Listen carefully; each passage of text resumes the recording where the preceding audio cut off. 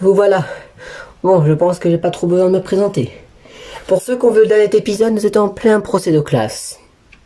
Et nous avons eu des plus de suspects envers Cédric. Mais je pense que même sans succion, que je pense que c'est lui le meurtrier. Mais après, peut-être que ça peut être quelqu'un d'autre. Allez, je vous laisse avec la suite de notre histoire. De toute façon, je sais qui est le coupable du meurtre de Héloïse Koizumi et de David Fujisaki. Vas-y, dis-nous c'est qui ?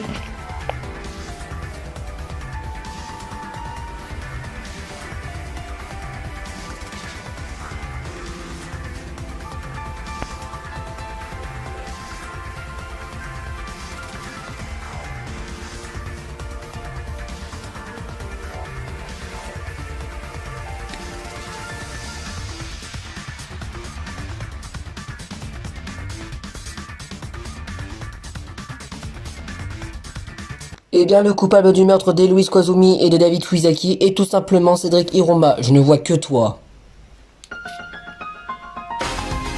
Tu as des preuves ? Oui. Laissez-moi vous expliquer comment il a fait pour tuer Héloïse Koizumi et David Fujisaki. Tout a commencé lorsque Héloïse était en train de tranquillement de regarder les livres qui se trouvaient dans les étagères de la bibliothèque. Lorsque soudain, elle remarqua son meurtrier, qui s'approcha dangereusement d'elle. Alors, elle essaya de s'échapper du meurtre pour ne pas être la prochaine à être tuée. Alors que son meurtrier est trébuché par terre, c'est comme ça qu'on expliqua pourquoi elle était debout sur les trucs pour essayer d'attraper la caméra. Elle faisait de tout son mieux pour essayer d'attraper la caméra. Mais malheureusement, elle s'est trébuchée. Elle n'a pas réussi à prendre la caméra pour la tenir dans la main pour courir avec le tueur pour que nous le savions plus facilement. Après avoir été trébuchée, elle fait tout son mal pour essayer de se relever. Mais malheureusement, on n'a pas eu le temps. Elle s'est pris un poignard de couteau dans la tête. Pendant qu'elle perdait son sang de la tête et qu'elle était en train de avoir du mal de respirer, le tueur lui a poignardé le bras droit, ce qui explique pourquoi elle avait une blessure au bras droit d'après le monopode. Et après avoir tué sa victime, le tueur parta pour aller chercher quelque chose dans la salle d'informatique. La deuxième chose que tu cherchais, Cédric Hiroma, c'était une boîte à outils. Je le savais, parce que tu m'as pas remarqué, c'était comme pour le crime de Lisa Shirogane. J'étais caché, et je t'ai remarqué, tu avais même une tache de sang sur ton bras. Et tu es reparti. Et Jessica Akamatsu avait raison. Dans ta boîte d'outils de Inventeur Ultime, tu avais bien ton propre tournevis, mais mes haches que tu avais volées. Lorsque tu as quitté la salle d'informatique, j'ai attendu que tu pars. Et j'ai remarqué que tu partais à la classe numéro 2. Et pendant que tu partais à la classe numéro 2, j'allais vite te dire ça à Jessica, mais je n'ai pas eu le temps de lui dire. Alors que David Fuyizaki était tranquillement posé sur l'une des tables de la classe numéro 2, c'est à ce moment-là qu'il t'a remarqué. Mais il ne savait pas que dedans se trouvaient ses futures armes du crime qui sera pointées sur son corps. Lorsque David remarqua que son meurtrier lui pointa du doigt avec son arme, c'est à ce moment-là que notre victime et notre tueur étaient en train de se battre. Tu t'es battu avec David et tu as tout fait pour qu'il te tue. Mais il avait de la chance, vu que c'était un homme, il était un peu plus fort. Alors que tu as réussi à lui faire tomber, c'est à ce moment-là que tu as eu à poignarder la tête. Et tu as poignardé la tête tellement violente qu'il y avait même du sang sur la table qui était juste derrière lui. Après que tu as réussi à tuer ta victime, tu as décidé de faire comme Lisa Shirogane et poignarder le bassin avec le tournevis. Alors que ta victime était en train de perdre tout son sang et de commencer à avoir du mal à respirer et de perdre la mort. Alors que ta victime était en train de perdre la vie, tu as pris les 2 haches que tu as volées sur ton sac et tu es parti les utiliser comme d'autres armes du crime. Sauf qu'il n'avait pas remarqué. Pendant que tu étais en train de te battre avec David Fuyizaki, il t'avait arraché un bout de tissu gris. Ce qui explique pourquoi ton bras droit avait perdu un peu de bout de tissu. Et tu n'avais pas remarqué parce que il était caché dans le sang. Pareil pour Héloïse. Elle t'avait aussi arraché un bout de tissu rouge foncé qui était aussi recouvert de son sang. Lorsque tu avais fini de commettre ton meurtre, tu as décidé de quitter et de brûler ton sac pour pas avoir plus d'indices sur le crime. Sauf que tu n'avais pas de chance. Vu qu'on avait encore notre gouvernant ultime Karin Tojo, il nettoyait le sang qui se retrouvait sur le corps de Héloïse Koizumi.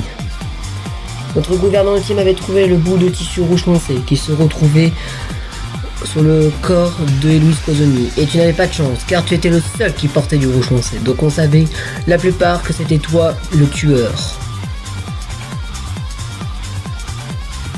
Après que nous avons découvert le cadavre de son crush David Fuyizaki qui était mort sur place par horreur, pendant que Karin Tojo était en train de nettoyer tout le sang sur le corps de David Fuyizaki, alors que Karin Tojo était en train de finir de nettoyer tout le sang, lorsqu'il avait fini de nettoyer tout le sang, il avait découvert qu'il y avait un bout de tissu gris.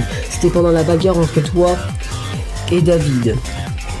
Et Karim voulait venger son crush et il l'a fait car grâce à ça nous savons qui est le meurtrier.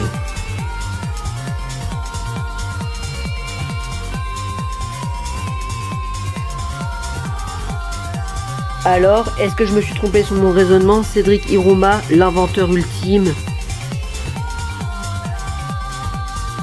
Alors, qu'en penses-tu de mon raisonnement, Cédric Hiruma? Eh bien, je peux avouer que tu m'as eu, si je peux dire ça. Eh bien, avec toutes les preuves, je pense qu'il y est temps de passer au vote. Ah bah tant mieux, parce que j'en ai marre de me supporter, monodame. Mais ne sois pas si méchant, Monotaro. Bon bah, vous savez contre qui voter, hein.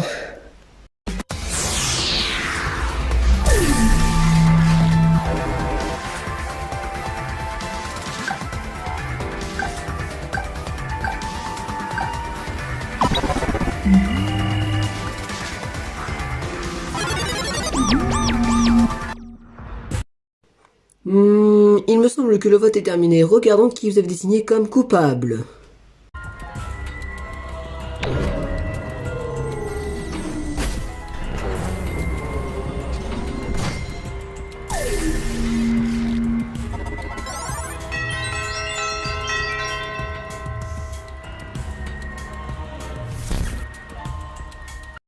Et oui, vous avez bien raison, car le coupable du meurtre de Héloïse Koizumi et de David Fuyizaki est bien Cédric Hiruma. C'est comme ça que le troisième procès se termine. Et oui, vous avez raison, car c'est bien Cédric Hiruma le coupable du meurtre de Héloïse Koizumi et David Fuyizaki. Bon bah, je suppose que c'est la fin pour moi, hein. Mais pourquoi t'as commis un meurtre? Pourtant, je te comprends pas. T'étais avec nous depuis le début, tu nous as même aidé en créant ces caméras. Est-ce que c'est raison avec le monopathe que tu as regardé?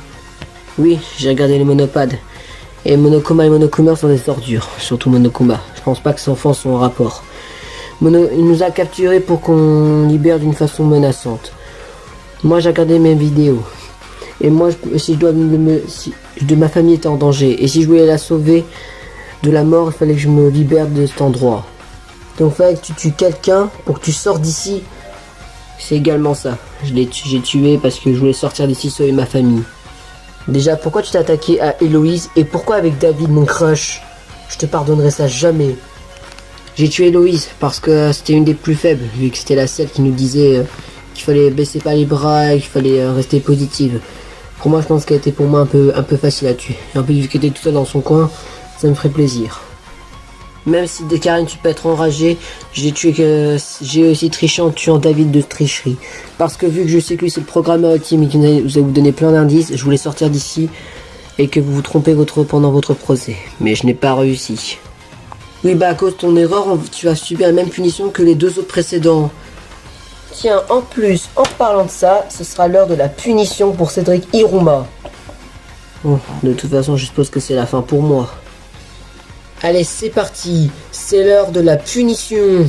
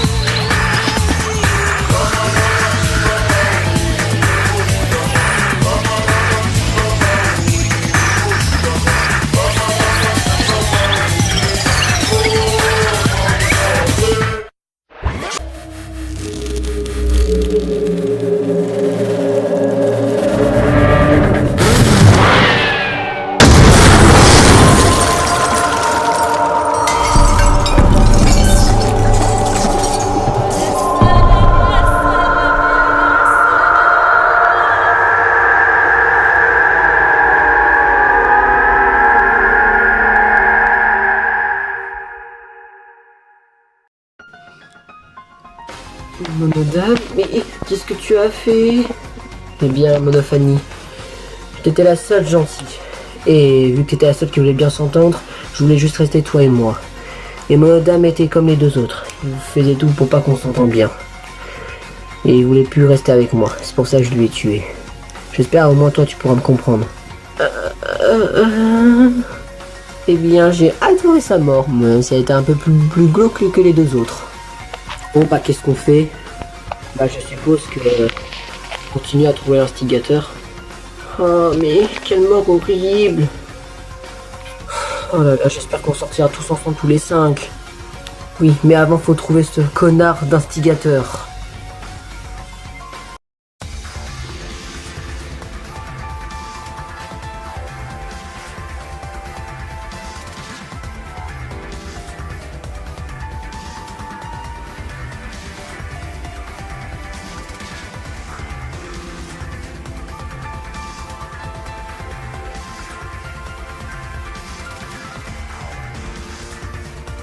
Bon, vous avez remarqué, la mort de Cédric Iruma était beaucoup plus glauque. Et c'était bien lui le coupable. Même je pense que la plupart d'entre vous le savez que c'était lui. Ce qui est devenu beaucoup plus horrible, c'est qu'il ne sommes plus que 5 élèves. Moi, Christophe Sayara, Karim Tojo, Sophie Onaga et Jessie Omeno. Parmi nos 5 se trouve un instigateur. Ça veut dire que quelqu'un d'entre nous a trahi. Selon vous, qui est l'instigateur de ce jeu et pourquoi a-t-il décidé de nous kidnapper et nous entretuer? Ça vous découvrez au prochain épisode.